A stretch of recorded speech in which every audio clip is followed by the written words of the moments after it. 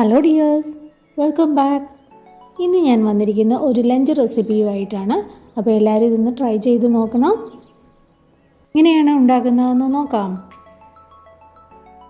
നമുക്ക് അതിനായിട്ട് ആദ്യം ഒരു മുട്ടയാണ് വേണ്ടത്. ഒരു മുട്ടയെടുത്ത് അതിനെ വേവിച്ചെടുക്കാം. പാനിലിട്ട് സ്ക്രാമ്പിൾഡ് ആയിട്ട് എടുക്കാം. അതിനുശേഷം നമുക്ക് ആ പാനിലേക്ക് തന്നെ ഒരല്പം വെളിച്ചെണ്ണ ഒഴിച്ചു കൊടുക്കാം. നമ്മുടെ കയ്യിലുള്ള ഏത് റൈസ് കൊണ്ടും സാധാരണ നമ്മുടെ കുത്തരിച്ചോറ് കൊണ്ട് തന്നെ നമുക്കൊരു വ്യത്യസ്ത രുചിയിൽ ഉണ്ടാക്കിയെടുക്കാൻ പറ്റുന്ന ഒരു റെസിപ്പിയാണ്. അപ്പോൾ പാൻ ഒഴിച്ച് എണ്ണ ചൂടായി വരുമ്പോഴത്തേനും അതിലേക്ക് നമുക്ക് വെജിറ്റബിൾസ് ഇട്ട് കൊടുക്കാം. നമ്മുടെ കയ്യിലുള്ള ഏത് വെജിറ്റബിൾസ് വേണേലും നമുക്ക് ഇതിനായിട്ട് ഉപയോഗിക്കാം. ഞാനിവിടെ കൊടുത്തിരിക്കുന്നത് ക്യാബേജും ക്യാരറ്റുമാണ്.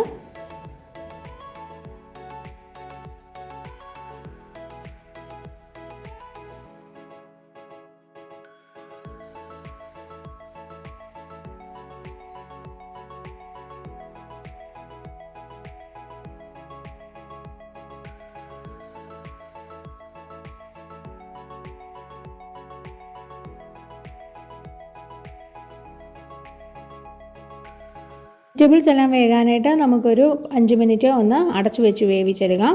ഇപ്പം വെജിറ്റബിൾ എല്ലാം നല്ലപോലെ വെന്ത് കിട്ടിയിട്ടുണ്ട്. ഇനി നമുക്ക് ഇതിലേക്ക് കുറച്ച് സോസുകൾ ചേർത്ത് കൊടുക്കാം.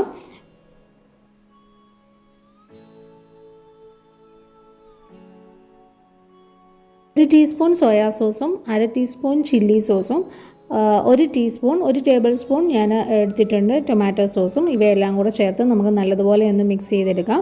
സോസുകൾ ഒഴിക്കുമ്പോൾ നമ്മൾ എപ്പോഴും തീ മീഡിയം ഫ്ലെയിമിലാണ് വെക്കേണ്ടത്, അല്ലെങ്കിൽ സോസ് പെട്ടെന്ന് കരിഞ്ഞു പോകും. അത് ഒഴിച്ച് നമുക്ക് ആവശ്യത്തിനുള്ള കുരുമുളക് പൊടിയും കൂടെ ചേർത്ത് കൊടുക്കണം. ഇതും കൂടെ ചേർത്ത് നമുക്ക് നല്ലപോലെ മിക്സ് ചെയ്യാം.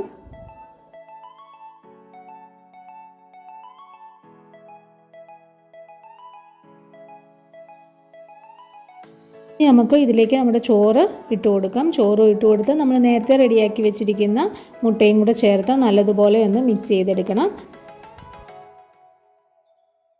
എല്ലാം കൂടി വെജിറ്റബിൾസും ചോറും എല്ലാം നല്ലപോലെ ഒന്ന് മിക്സ് ചെയ്തതിന് ശേഷം നമ്മൾ 5 മിനിറ്റ് ഒന്ന് അടച്ചു വെക്കണം. എല്ലാം ഒന്ന് നല്ലപോലെ ഒന്ന് ചൂടായി വരാനായിട്ട്.